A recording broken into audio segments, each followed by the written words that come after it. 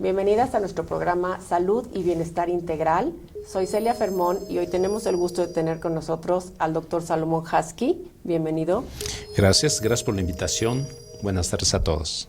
Y bueno, el doctor Salomón es nefrólogo, primero hace medicina interna y bueno, es un agente con muchísima experiencia en el tema que vamos a ver hoy, que es osteoporosis, un tema de gran interés para la mujer y que tenemos que tener mucho en consideración para tener una buena vida y una buena vejez, ¿correcto? Así es correcto. Pues primero que nada, Salomón, quisiéramos que nos explicaras qué es la osteoporosis. Bueno, mira, como su nombre lo dice, osteoporosis tiene que ver con poros en los huesos. O sea, los huesos se empiezan a hacer porosos, se empiezan a hacer débiles y lo que pasa es que en la osteoporosis está aumentado el riesgo de fracturarse. Todos podemos fracturarnos eventualmente, pero las personas que tienen osteoporosis ante una caída mínima o ante un esfuerzo mínimo, por ejemplo, se pueden fracturar y esto puede ocurrir en la cadera, antebrazo o la columna. Fundamentalmente esto es lo que ocurre. Ok. ¿Y qué factores de riesgo son los que podríamos tener, genéticos, no genéticos? Bueno, tenemos factores de riesgo que son no modificables y los que son modificables. Primero, los no modificables, bueno, claramente las mujeres son las que más riesgo tienen de tener osteoporosis, sobre todo aquellas mujeres que ya han terminado sus ciclos menstruales, que ya están en la etapa de la posmenopausia, dejaron de menstruar y entonces, bueno, ya tienen 55, 60 años de edad y esas son las mujeres que están en mayor riesgo, número uno. Número dos, en efecto, cuando hay cierta herencia, la mamá o la tía tuvo osteoporosis y tuvo fractura de cadera, pues esos son factores de riesgo que no podemos modificar. Y el otro factor también es la piel blanca, así como la tuya, por ejemplo, donde claramente pues a veces andan con niveles bajos de vitamina D.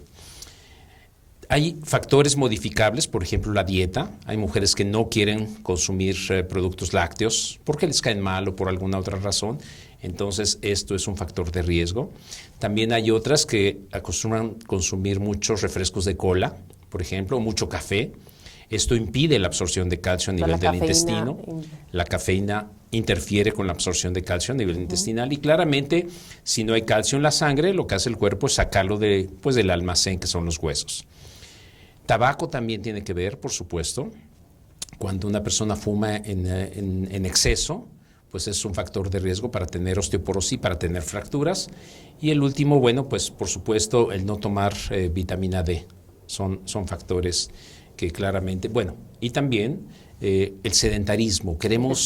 Ya no queremos hacer ejercicio. Estamos acostumbrados a dejar el coche exactamente en la puerta y no queremos caminar y etcétera. Bueno, pues esto es un factor de riesgo que debemos modificar. Hay que hacer ejercicio. Como no estar tan cómodos, ¿no? Buscar un poquito de actividad.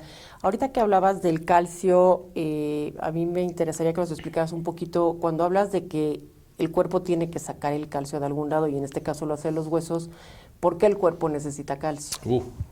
Bueno, mira, justo estoy haciendo ahorita un capítulo de un libro sobre todas las funciones que hace el calcio en el cuerpo. Es que se me hace interesantísimo. Sí, no, es interesantísimo. Y déjame decirte, el calcio es un mensajero. El calcio tiene que ver con la contracción muscular. Y tenemos un músculo que no puede parar, el músculo cardíaco pues no puede dejar de trabajar, eso durante toda la vida.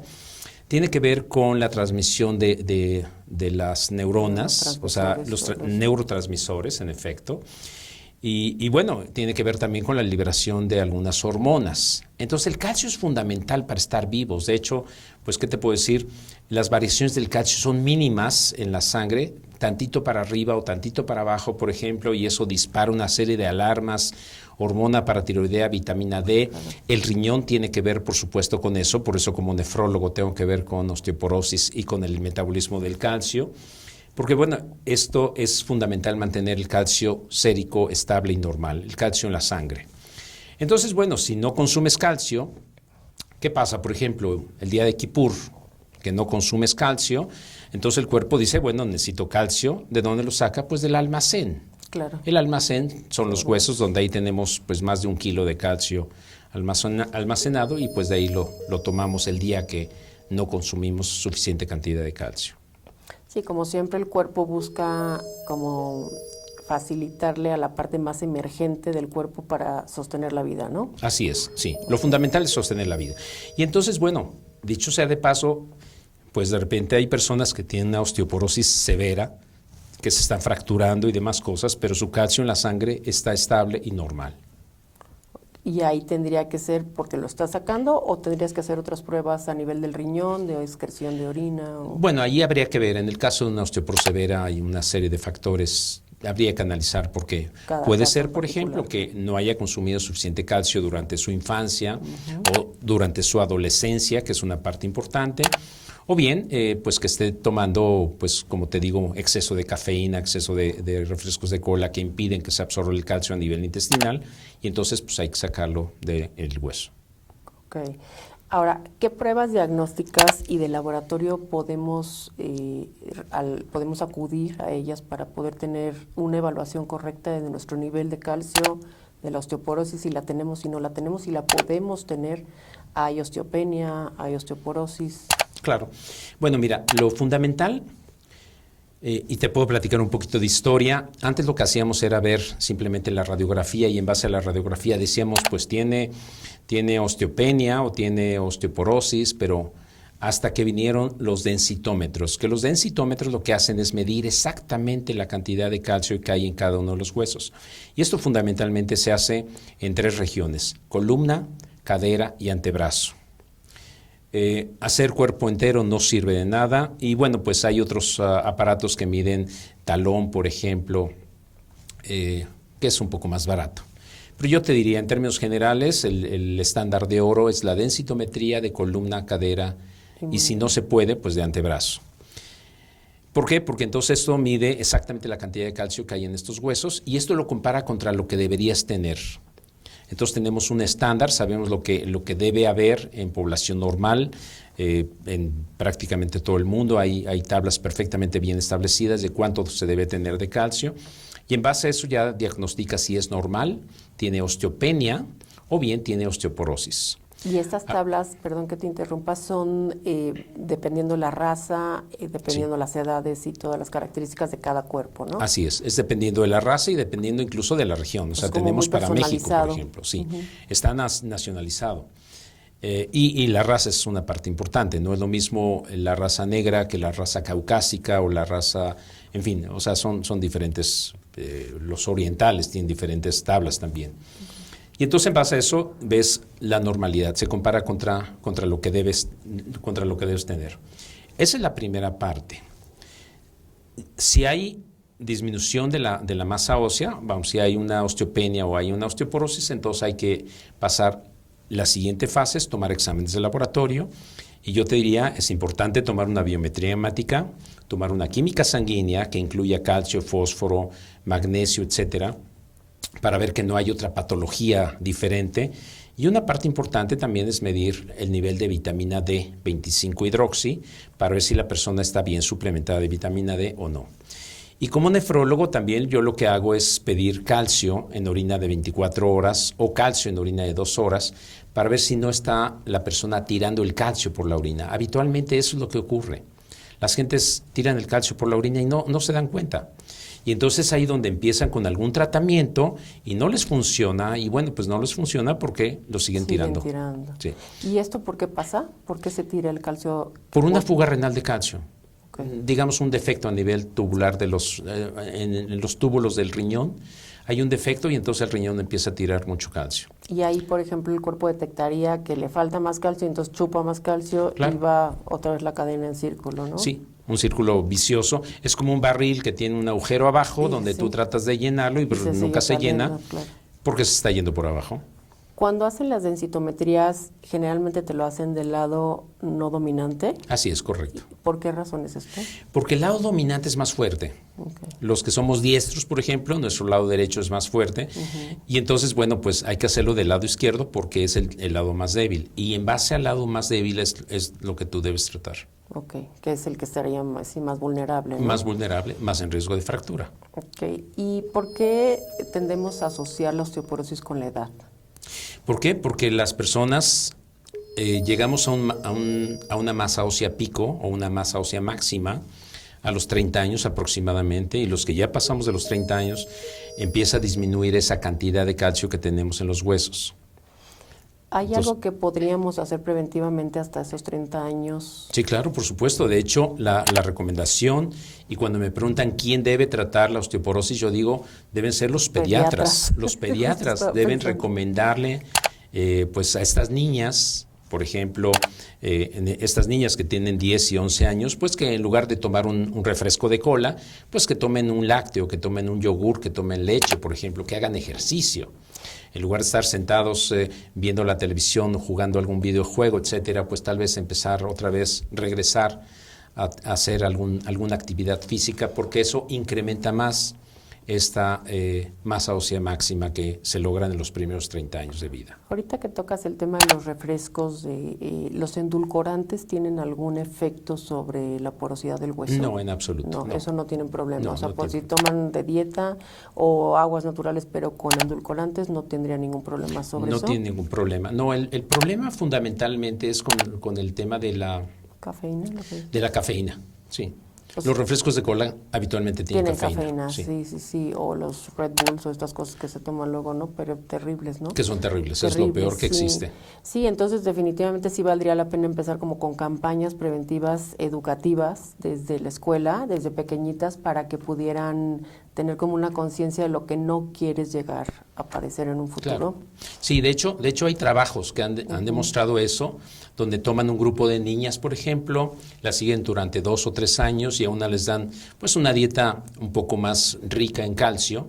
Digo, finalmente no les dan tabletas, simplemente les dan, en lugar de darles un refresco, les dan un Toman yogurt, yogurt. por ejemplo, o les dan leche, y claramente estas niñas mejoran mucho más que aquellas que no han recibido esta dieta. Entonces, aquí el primer mensaje a las mamás, decirles, tienen niñas, tienen niños, pues en lugar de darles un refresco, acostúmbrenlos a tomar pues algún lácteo. Sí, o búlgaro, yogurts de búlgaros, cosas más naturales que pudieran nutrirlos más. Pero ¿qué pasa? Porque muchas veces trabajamos con imagen de los papás, ¿no? Vamos imitando como muchas cosas de las mamás. Si la mamá te dice, es que yo no soporto los lácteos, soy alérgica a los lácteos, no tolero, soy intolerante, y el niño no lo va a tomar. No, claro. Y en una edad de formación. ¿Qué tanto es real la intolerancia a los lácteos o es más moda? Mira, si hay intolerancia a los lácteos, bueno, pero ahora tenemos tantas leches, o sea, tenemos una cantidad de leches enorme, o sea, tenemos deslactosadas, tenemos light, porque también hay gente que dice, pues no quiero subir de peso, Claro. y no quiero tomar leche entera porque tiene grasa. Y es correcto, puede ser una leche que sea light, que fue lo que le quitaron fue justamente la grasa. La gente que en términos generales es intolerante a la lactosa, no al calcio. Entonces, bueno, tenemos leches deslactosadas. Y si no, bueno, pues también tienen las leches que no son malas, son buenas también, la leche de coco y la leche de avena, vi el otro día almendra. que vino de avena. Sí. Pero tiene suficiente cantidad de calcio. También tienen calcio. Tienen calcio. También ok. tienen calcio, vamos. ¿Qué te Claro, puedo decir? nunca lo natural, pero Claro. ahora algún tipo de otro alimento que podríamos estar supliendo para si no tomamos suficientes lácteos. Sí, hay algunos vegetales que tienen calcio también. Brócoli, por ejemplo, tiene calcio. ¿Qué te puedo decir? Las tortillas tienen un poco de calcio que se puede absorber también. Entonces, como no que tener el demasiado. cuidado de que si no tomas lácteos tienes que buscar una buena fuente Sí. de ingresos, tener a lo mejor la asesoría de una nutrióloga y decir, bueno, que esté completo Pues, todo, ¿no? Sí, mira, pues una nutrióloga o te puedes meter a internet, métete a internet y busca Averiguar qué. alimentos ricos en calcio y bueno, de ahí puedes escoger alguno. algunos. Habitualmente la gente que es intolerante a la lactosa o a la leche, por ejemplo, no es intolerante al queso. Entonces Mira, el queso qué puede ser una interesante. buena fuente de aporte de calcio. También, y además más rico. Además más rico, por supuesto. ¿Los hombres pueden padecer osteoporosis? Sí, claro que sí. Por supuesto, podemos padecer osteoporosis los hombres. Es menos frecuente en los hombres porque los hombres llegamos a una masa ósea máxima más alta que la mujer y los hombres no tenemos menopausia. La mujer cuando pierde la función de los estrógenos viene una caída rápida de calcio en sus huesos, cosa que no ocurre en los hombres, pero también puede ocurrir que los hombres tengamos osteoporosis. Esto generalmente ocurre en hombres arriba de los 65 años de edad. Pero bueno, pues también puede ocurrir.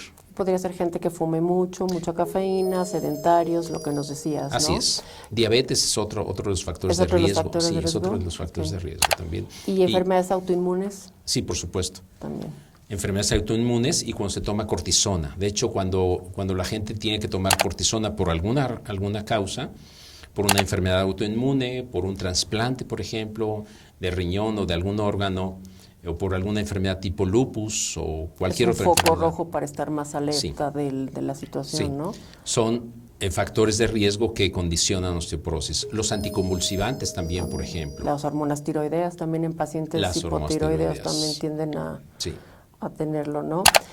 ¿La gente joven podría tener osteoporosis o tiene que tener alguna enfermedad concomitante? Mira, la gente joven, incluso, bueno, hay niños que pueden tener osteoporosis, pero habitualmente es por alguna enfermedad. O sea, no es una causa primaria, sino es una causa secundaria. Es por alguna otra consecuencia.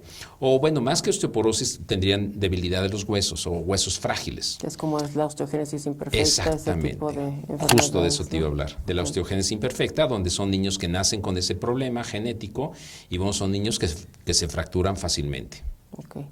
Y bueno, ahí llevan otro tratamiento, también tienen que tener un nefrólogo, un especialista en huesos. Pues un especialista en metabolismo mineral, yo te diría. Y tiene que ver con, por ejemplo, algún tema también racial de la comunidad. ¿Es común en la comunidad, de nuestras comunidades mediterráneas? La osteogénesis imperfecta no es tan común. Sí hay algunos casos, de hecho yo tengo algunos casos de osteogénesis imperfecta y bueno, pues a estos niños se les cambia la vida literalmente, porque de repente en un año tener 4 o 5 fracturas, pues dejan de tener fracturas y eso pues literalmente les cambia la vida. Sí, totalmente, porque más los llaman como niños de cristal, ¿no? Así Cualquier es. cosita los limitas mucho en actividades y también su desarrollo emocional cambia, ¿no? Así es, correcto. Cuando una persona se cae, hay mucho, ya ves la teoría de que si te caes te rompes la cadera o se rompe la cadera y por eso te caes, que pues realmente se rompe la cadera por un tema de fragilidad, al girar, al hacer una torsión, pues se rompe y te caes porque se rompió, ¿no? Así es. Ponen una prótesis, normalmente es la solución más rápida, más adecuada, sobre todo si es una edad avanzada.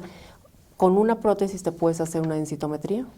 No, cuando ya está la prótesis, bueno, antes de eso déjame decirte, sí en efecto hay personas que se caen y por eso se fracturan, y también hay personas que se fracturan y por eso se caen. Es muy difícil tú poder identificar qué fue primero, si primero fue la fractura o primero fue la caída. Pero bueno, el resultado es el mismo. El resultado es una fractura habitualmente de cadera, una señora de 80 años de edad, por ejemplo, y ¿qué es lo que hay que hacer? Operarla. Para que pueda caminar, para que la puedas levantar, porque si no esa persona va a estar en la cama y eso literalmente la puede matar. Claro. Es de esas historias trágicas que hemos visto muchas veces, donde la persona no tiene ninguna enfermedad, es sana por otras condiciones, pero bueno, una fractura de cadera y puede acabar con su vida. Ahora bien, tu pregunta es, cuando ya está la prótesis ahí en la cadera, por ejemplo, ya no se puede hacer densitometría de esa zona. Entonces hay que buscar la otra cadera, o si no, si eventualmente tiene prótesis en las dos caderas, entonces vamos a columna y antebrazo. Ok. Y bueno, ahí tienes más o menos un porcentaje, ya sacas más o menos sus índices y las sigues controlando, ¿no? Así es. Cuando hay prótesis hay que tener más cuidado por la aceptación y la integración del metal. ¿Favorece la osteoporosis, la adherencia con el cemento que ponen o no tiene nada que ver? No tiene nada que ver. De hecho, lo que ponen el cemento y el material que utilizan para la prótesis es bastante biocompatible, generalmente es de titanio y eso se tolera perfectamente bien. De hecho, esa cadera o ese lugar donde se puso la prótesis es bastante más fuerte que la otra. Entonces debemos preocuparnos por la otra, por la contralateral. Lo mismo ocurre, cuando tienes una cirugía en la columna, donde pones tornillos y barras y pones fierros, por ejemplo, en la columna, debes preocuparte por las vértebras que están arriba o abajo. Claro, por la palanca que es mayor, que llega ¿no? a generar. Y cuando tomamos algún tipo de calcio, ¿todos los calcios son iguales? No, hay grandes diferencias. El calcio, el que más recomendamos los médicos, por supuesto, es el calcio dietético. el calcio que consumes con la dieta, con tus natural. alimentos. Es el mejor porque se va a absorber lentamente, no va a generar grandes picos de calcio en la sangre. Pero bueno, hay gente que no le gusta el calcio, hay gente que no le gustan los alimentos lácteos y pues no podemos dárselo en forma, no podemos obligarlos. Entonces tenemos fundamentalmente dos tipos de sales de calcio. Uno es carbonato de calcio y el otro es citrato de calcio. Okay.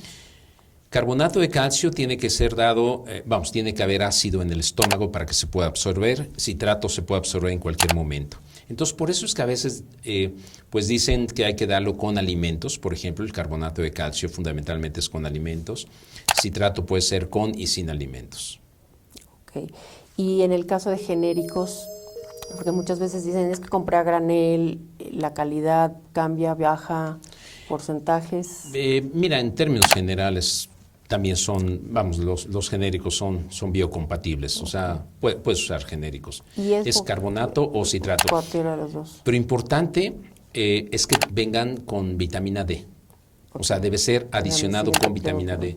Porque hay estudios también en los cuales se ha demostrado que si tú das el calcio solo, creo que ya ni existe el calcio solo aquí en México, pero antes que damos el calcio solo, eso puede depositarse en las arterias coronarias o en las arterias cerebrales. Entonces, pues en lugar de ayudarte, te están perjudicando. Claro. Te curan la osteoporosis, pero te producen un infarto, pues obviamente no es algo bueno. No es algo que tampoco queremos, ¿no?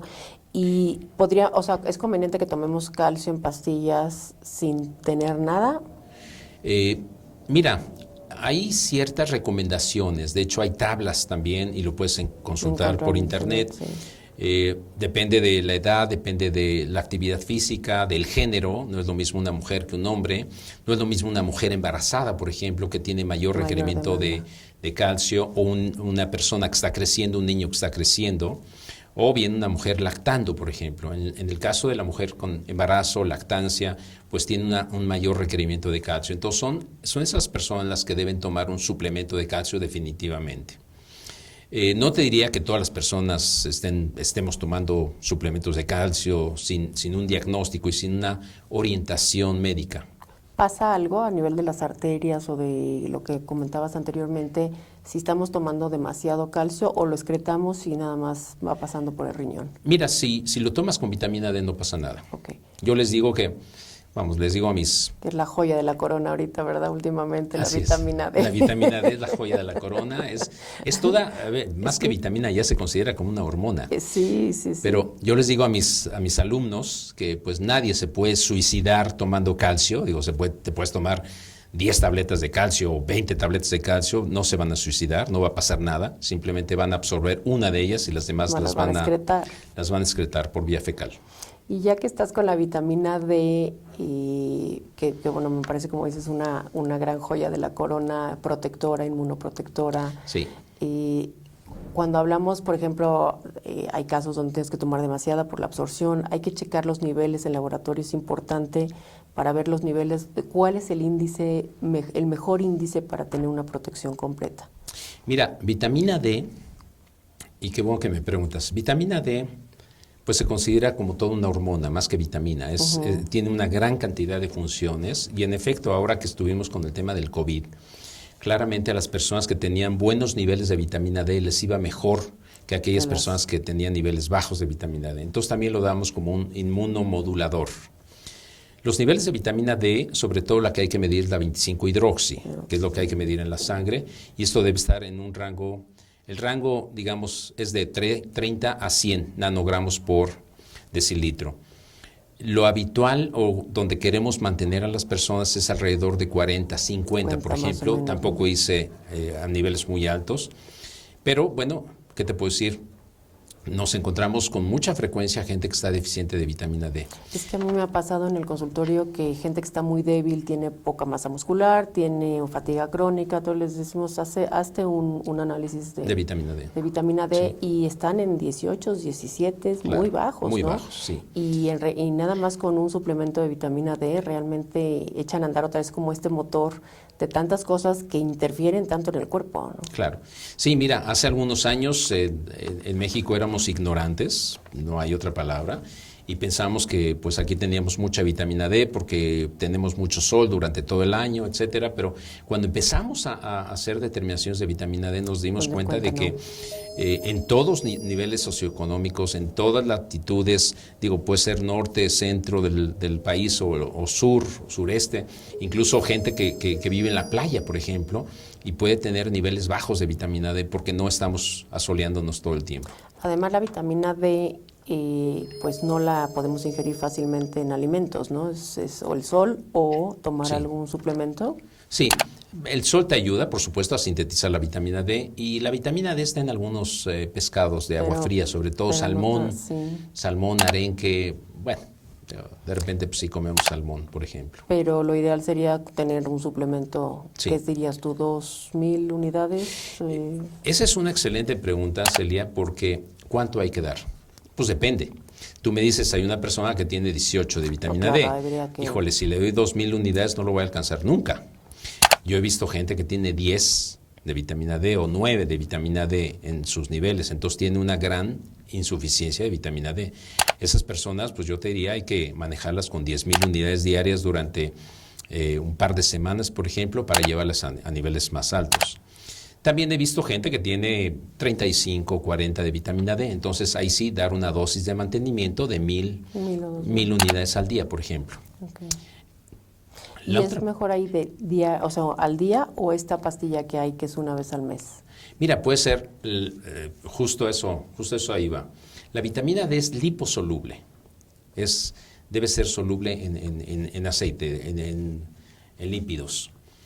Tenemos una vitamina D, la de 4,000 unidades, que es una tableta, que esa se diluye en agua, no es buena, no produce efectos tan benéficos como aquella, por ejemplo. En efecto, hay una de 100,000 unidades que tomas una vez al mes, pero ahí sí estamos partiendo de que tienes, pues, ¿qué te puedo decir? Si tienes 20 de nanogramos o menos, pues a lo mejor no darla cada mes, sino darla cada 15 días, por ejemplo, durante un par de meses. Hasta que logres hasta que lo niveles y después ya puedes manejarla cada mes. Ahora, ahí también es importante, me imagino, tener una buena capacidad de absorción intestinal. También hay que checar ahí, ¿no? Porque hay casos donde estás tomando y no, de todas maneras no la estás fijando, ¿no? Entonces, ¿y ahí qué haces? ¿Trabajas con probióticos para mejorar la flora, para mejorar la absorción? Sí, con probióticos y aumentas dosis. Ok, hasta que... Sí, puedes aumentar, digo, hay gente que pues está con 10,000 unidades diarias durante mucho tiempo. Y que apenas con eso lo alcanzas. Entonces, hay que individualizar las dosis. Yo manejo mucho la vitamina D de 5,000 unidades. No la hay en México, pero la americana, y esa la traen fácilmente. Voy a hacer un comercial porque ahí sí Target, Costco, en todos lados la consiguen muy fácilmente, over the counter. No necesitan receta y es una muy buena dosis, correcto. Y un frasco de 150 cápsulas te cuesta $20, o sea, es muy barato, muy fácil de conseguir. Y eso es una dosis, a mí me gusta porque es muy práctica, porque la puedes dar desde 2 veces al día hasta, ¿qué te puedo decir? Cuando quieres subir muy rápido, o si no, ya llegaste a niveles óptimos y entonces a lo mejor la das 3 veces a la semana, por ejemplo, o 4 veces a la semana. Entonces, eso te permite manejar muy bien la dosificación. Déjame hacer otro comercial también. Hay un laboratorio en México que está a punto de traer la vitamina D liposoluble y que ya la vamos a tener aquí. Ya no vamos a tener que ir a Target a comprarla. Maravilloso, porque sí también tenemos mucha carencia de entradas de medicamentos de las dosis adecuadas, ¿no? Sobre todo las dosis adecuadas. En un paciente, por ejemplo, autoinmune, ¿recomendarías las mismas dosis de 40-50 o te vas un poquito más arriba? 40-50 está bien. Digo, es muy variable. Hay artículos que hablan hasta de 60, por ejemplo, pero no arriba de 60. Y la dosis de toxicidad de vitamina D arriba de 100. Pero es difícil llegar a ella si tienes una buena dosificación, ¿no? Sí. Y siempre aquí, pues, lo que siempre les recomendamos, ¿no? Tener una buena evaluación médica, un médico que les esté prescribiendo todo, un buen chequeo, prevención, atención y una vida bonita para el resto de sus días, claro, ¿no? Claro. Y yo te diría, una vez que se empieza el tratamiento con vitamina D, pues al mes o 2 meses, por ejemplo, checar los niveles donde andas, porque sí, de repente hay gente que bueno, se sigue durante muchos meses, 6 meses, 8 o un año, y llega con niveles tóxicos de vitamina D, que Ok. también no es bueno. Sí, no, tampoco. Cuando hay cálculos renales, mucha gente dice, ya no voy a tomar calcio porque eso me va a hacer más cálculos renales. ¿Es real? Sí, sí es real cuando tomas carbonato de calcio. Y no cuando tomas citrato de calcio. Ok. O sea, es totalmente diferente. El citrato, a ver, la orina finalmente es una solución, es un líquido que tiene una gran cantidad de solutos. Sodio, potasio, creatinina, etcétera, todo lo que echamos por el cuerpo. Entonces, si tomas poca agua y hay muchos solutos, es cuando se puede formar esas piedras en los riñones. Y esto fundamentalmente llamamos por oxalato de calcio. Casi todas las piedras son por oxalato de calcio o por ácido úrico. En eso está incluido el 90% de las personas que hacen piedras. Entonces, si tomas si tomas el carbonato de calcio, sí estás incrementando la cantidad de calcio que vas a eliminar por la orina. En ese caso, preferimos utilizar el citrato de calcio, que el citrato lo que hace es impedir que se formen las piedras en los riñones. Ok. Entonces podrías con eso estar perfectamente seguro Si y seguir tienes- tomando tu vitamina D y todo, de Sí. todas maneras puedes tener toda tu atención, ¿no? Si tienes duda, mejor toma citrato de calcio. Ok.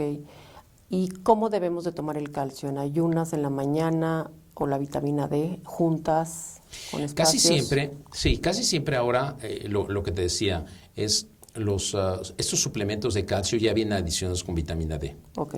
Entonces en una sola tienes ya En la una sola mezcla. tienes, sí. Ahora, estos, por ejemplo, habitualmente tienen 400 unidades, entonces es una dosis chiquita de vitamina D que finalmente te ayuda a conservar lo que vamos a mantener un nivel de vitamina D. Acaba de salir, están usando ahorita una mucho en España, que es la que decías en sobre dispersable, que trae vitamina D y trae el calcio. Volveríamos a lo mismo, no va a tener la misma capacidad de absorción, ¿no? En forma de polvo, dices. De polvo. Sí, sí, Sí, por sí lo supuesto, tiene, sí. aunque sea efervescente. Sí, sí. A ver, en esos casos, sí. Porque ahí la vitamina D, digamos, no es un gran aporte de vitamina D. O sea, es Ahí lo estás minimal, sí. ok. Ahí lo estás usando más como el Como el aporte calcio, de calcio. ok, y la vitamina D como vehículo Como de vehículo, estímulo, sí, ok. como Y otras- si el paciente requiriera, tendría que tomar más vitamina D Así es. aparte de esa dosis, pero ahí sí está fijando, ¿no? Así es, correcto. De hecho, a ver, la vitamina D es el transporte del calcio a nivel intestinal. Exacto. Es como tú quieres transportar de un lado a otro algunas personas, bueno, Es pues el necesitas camioncito que te lleva. el camión que lo lleve. Y bueno, si tienes pues muchas personas, si tienes solamente un camión, pues no vas a poder transportar todo. O sea, necesitas justamente el transporte y el transporte se llama vitamina D. Entonces, por eso es que vienen adicionados, Así pero sí hay que de todas maneras checar la vitamina D y ver si hay que tomar un poquito más de carga, ¿no? Así es, un extra. ¿Tú crees que los protectores solares que ahorita nos buscan proteger mucho del cáncer de piel, sobre todo como dices en pieles blancas, de alguna manera están interfiriendo también con la fijación del calcio, de la vitamina D? Sí, interfieren con la producción de vitamina D. Ahora, creo que es mucho más fácil tomarse una tableta de vitamina D a exponerse al sol. Al sol, claro. Porque en efecto, si te expones al sol, pues puede haber el tema de cáncer en la piel y demás cosas. Entonces, lo que recomendamos los médicos es, si te quieres exponer al sol, pues generalmente que sean las piernas, por ejemplo, o sea, no más, los brazos te pueden manchar, obviamente la cara es lo que no te debes exponer al sol nunca, entonces un poquito las piernas y ahí la recomendación pues va a depender de dónde vives, Los horarios. el color de tu piel y en dónde estás. No es lo mismo estar en una playa que estar en una ciudad, por ejemplo, donde en una playa pues obviamente hay una mayor cantidad de radiación solar. Claro. ¿Cuáles son los horarios más peligrosos? Mira, todo depende y también depende de la época del año. No es lo mismo en verano que en invierno, por ejemplo, donde en verano, bueno, pues la radiación solar es mucho más. ¿Y recomiendan 20 minutos? No. ¿O cuánto tiempo? No, yo creo que estás Muy pasada. Es que como, Yo te diría como 10 yo no me minutos. asoleo ni 5 minutos, como tú comprenderás la piel. No, yo te diría 10 minutos, 15 minutos máximo, pero Ok. 20 minutos es Ya demasiado. es demasiado. Ahora, y claro, hay gente que, digo, sobre todo los chavos, la gente joven, que llegan a la playa y Sí, se no tiran miden. al sol y bueno, están ahí expuestos al sol durante horas, se quedan hasta dormidos y pues les llegan a generar incluso hasta Quemaduras inclusive fuertes, ¿no? Sí. Cuando te asoleas o buscas el sol a través de una ventana, por ejemplo, que estás sentado en un antecomedor, te pega a través de la ventana, ¿sirve? Sí, ¿Sirve? Sí, sirve. Ok. Sí. Ahora, ¿qué tratamientos son los más modernos, los más nuevos, los que sí sirven, los que te preguntan tantas veces, ¿no? Claro, bueno, wow. Mira, muchos, lo primero que se utilizó como tratamiento de la osteoporosis, y justo ahora que te menciono, la mujer que llega a la menopausia ya no tiene estrógenos y empieza a perder una gran cantidad de los huesos. Entonces te voy a hablar un poco de historia. En los años 90, que fue cuando yo empecé a trabajar en este tema, pues lo único que había eran los estrógenos. No había más que los estrógenos y decía, pues vamos a darle hormonas a todas las mujeres. Y en efecto, son muy benéficos, pero bueno, tiene ciertas contraindicaciones. Incluso una de las contraindicaciones fundamentales es cáncer de mama. Hubo un estudio muy importante donde se demostró que si das estrógenos a las mujeres en forma indiscriminada, pues genera un problema de cáncer de mama. Después surgen otros medicamentos que, sin ser hormonal, actúan en el hueso como si fueran una hormona. Estos se llaman moduladores selectivos de receptores estrogénicos. Entonces, digamos, es como, no es un hormonal, pero en el hueso actúa como si fuera. Y entonces estimula el hueso para conservar la masa ósea, y esto disminuye el riesgo de fracturas. Después viene otra gran familia de medicamentos que son los bifosfonatos. Te voy a mencionar algunos: alendronato, risedronato, ácido zoledrónico, ivandronato. Son estas pastillas que hay que tomarlas, quedarse sentado durante 30 minutos, tomarlas solamente con agua, y esto puede ser, inicialmente fue diario, después fue una vez a la semana y ahora es una vez al mes. ¿Era el Fosamax? Fosamax, Actonel, Bombiva, son algunos de estos nombres que han aparecido por ahí. Y dentro de esta familia, digamos, el más potente es el que se inyecta una vez al año en la vena, que se llama Aclasta. Okay. Dentro de esta, categoría, que son los que disminuyen la resorción del hueso o antirresortivos, está otro medicamento que se llama denosumab o Prolia, que se pone subcutáneo cada 6 meses. Muy práctico también. Después tenemos a los que ayudan a formar hueso, que esto los dejamos para las personas que tienen osteoporosis severa. Uno es Forteo o teriparatida, que se inyecta todos los días, es hormona paratiroidea que nos ayuda a formar hueso. Y hay otro medicamento que pronto va a llegar a México, que es romosozumab o Evenity, que esto también se va a inyectar una vez al mes. ¿Es biológico? Es un biológico, sí. Es un anticuerpo monoclonal. Monoclonal, ¿verdad? Igual que el denosumab. Ok. Y, bueno, por supuesto, importantísimo tener un diagnóstico súper preciso de cada caso, de cada análisis, de todo, ¿no? Y un seguimiento como muy meticuloso, como todo lo que tenemos que hacer cuando tenemos un tratamiento de este tipo, ¿no? Son medicamentos de uso delicado, de uso profesional, de uso de un especialista como Salomón. Y por supuesto, me imagino que no son medicamentos que puedes suspender porque ya un día se te olvidó ir a hacerlo, ¿no? Sí, no, a ver, el tema de esto, te mencioné todo el abanico de medicamentos que hay, y entonces decir cuál es, pues depende de cada persona. A la medida de cada persona. A la medida de cada persona. Es como decir, a ver, bueno, pues tenemos una serie de vestidos, pues ¿cuál le queda? Pues a ver, ¿cuál le queda? Depende de la talla, depende de para qué lo quiere, etcétera. Entonces, tiene que ser un traje hecho a la medida de cada persona en particular, dependiendo de toda su historia clínica y depende de su riesgo de fractura, etcétera, de las cosas que hay que tomar en cuenta. No, y también el resultado general, otros medicamentos que tomen, porque también unos interactúan con otros. Ahí es muy importante por eso tener un agente con toda la preparación y saber que te están asesorando bien, ¿no? Porque muchas veces buscamos en Google y dices, no, es que creemos saber más que los médicos. Los médicos pues, estudian muchísimas horas, años y gran parte de su vida para tener todo este criterio que es tan importante para poder determinar cuál es el mejor tratamiento para cada persona. Sí, ¿no? Y una vez que se empieza el tratamiento, la otra parte importante, quisiera dar este mensaje: la osteoporosis no es un tratamiento de una semana o de un mes o de un año, puede ser de muchos años. 3, 4, 5 o 10 años, o toda la vida incluso. Yo te diría de toda la vida, ¿no? De toda la Porque vida. toda la vida tendría que haber un chequeo y un seguimiento, aunque ya estés en bien, estés en los números estables que quieres estar, pero es como una diabetes, ¿no? Que tienes que estar vigilando, cuidando, un cáncer en remisión que tienes que estar cuidando. Igual es esto, ¿no? Queremos envejecer de una manera digna y adecuada, independientes, capaces, pues tenemos que tomar atención en tomar esto. Y entonces, bueno, claro, también cuando se empieza con un medicamento, es decir, ok, ¿cuánto tiempo?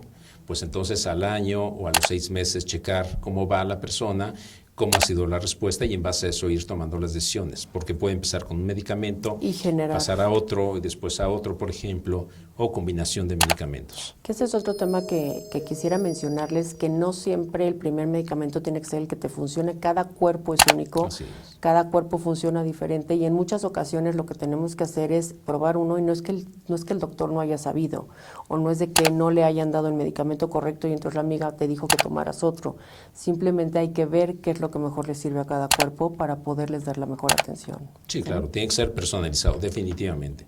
Y durante el tiempo necesario para esa persona, ni más ni menos. Pues ya lo saben, como siempre acudiendo a los profesionales, Sí. vamos a estar bien. Gracias, Salomón, y esperamos tenerte pronto con otro tema tan interesante. De nada, muchas gracias por la invitación. Al contrario.